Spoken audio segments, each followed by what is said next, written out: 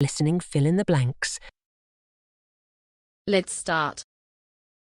Perhaps the most plausible suggestion as to why leaves would go to the trouble of making anthocyanins when they're busy packing up for the winter is the theory known as the light screen hypothesis. It sounds paradoxical, because the idea behind this hypothesis is that the red pigment is made in autumn leaves to protect chlorophyll, the light-absorbing chemical, from too much light. Why does chlorophyll need protection when it is the natural world's supreme light absorber? Why protect chlorophyll at a time when the tree is breaking it down to salvage as much of it as possible?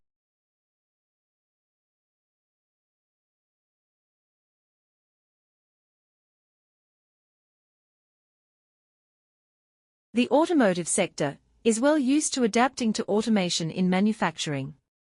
The implementation of robotic car manufacture from the 1970s onwards led to significant cost savings and improvements in the reliability and flexibility of vehicle mass production. A new challenge to vehicle production is now on the horizon, and, again, it comes from automation.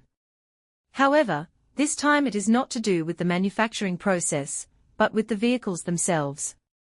Research projects on vehicle automation are not new. Vehicles with limited self-driving capabilities have been around for more than 50 years, resulting in significant contributions towards driver assistance systems.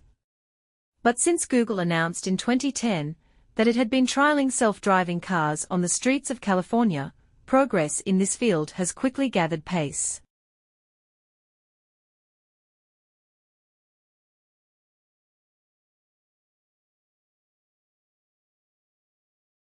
So rather than maintaining the now redundant leaves throughout the winter, the tree saves its precious resources and discards them. But before letting its leaves go, the tree dismantles their chlorophyll molecules and ships their valuable nitrogen back into the twigs. As chlorophyll is depleted, other colors that have been dominated by it throughout the summer begin to be revealed. This unmasking explains the autumn colors of yellow and orange, but not the brilliant reds and purples of trees such as the maple or sumac.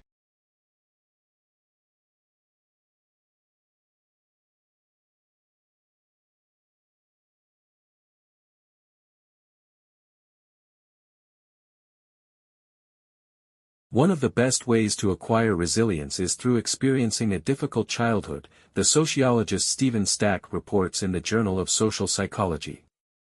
For example, short men are less likely to commit suicide than tall guys, he says, because shorties develop psychological defense skills to handle the bullies and mickey-taking that their lack of stature attracts.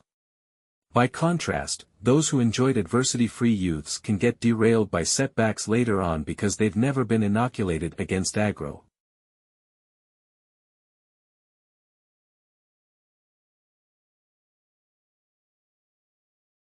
Optimism is one of the central traits required in building resilience, say Yale University investigators in the Annual Review of Clinical Psychology.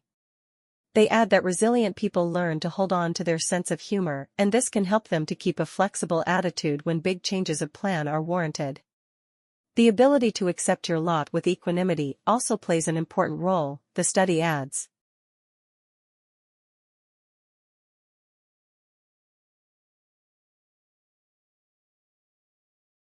Of course, there is no guarantee that optimism will insulate you from the crunch's worst effects. But the best strategy is still to keep smiling and thank your lucky stars. Because, as every good sports coach knows, adversity is character forming, so long as you practice the skills of resilience. Research among tycoons and business leaders shows that the path to success is often littered with failure, a record of sackings, bankruptcies and blistering castigation. But instead of curling into a foldable ball beneath the coffee table, they resiliently pick themselves up, learn from their pratfalls and march boldly towards the next opportunity.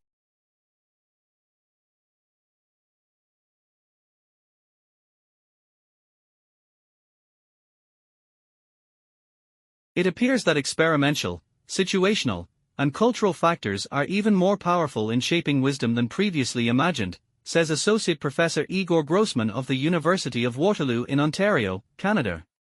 Recent empirical findings from cognitive, developmental, social, and personality psychology cumulatively suggest that people's ability to reason wisely varies dramatically across experiential and situational contexts. Understanding the role of such contextual factors offers unique insights into understanding wisdom in daily life, as well as how it can be enhanced and taught.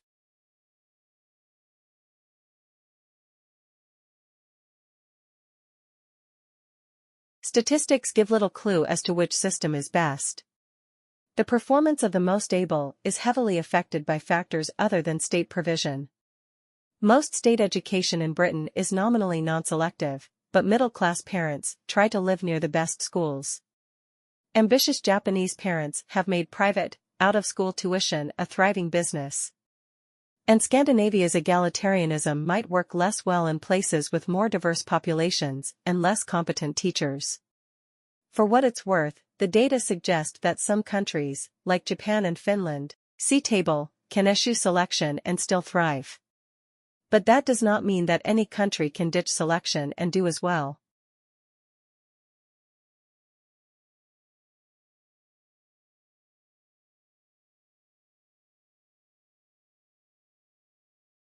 Optimists have something else to be cheerful about in general, they are more robust.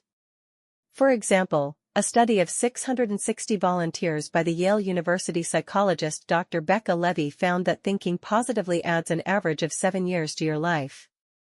Other American research claims to have identified a physical mechanism behind this. A Harvard Medical School study of 670 men found that the optimists have significantly better lung function. The lead author, Dr. Rosalind Wright, believes that attitude somehow strengthens the immune system.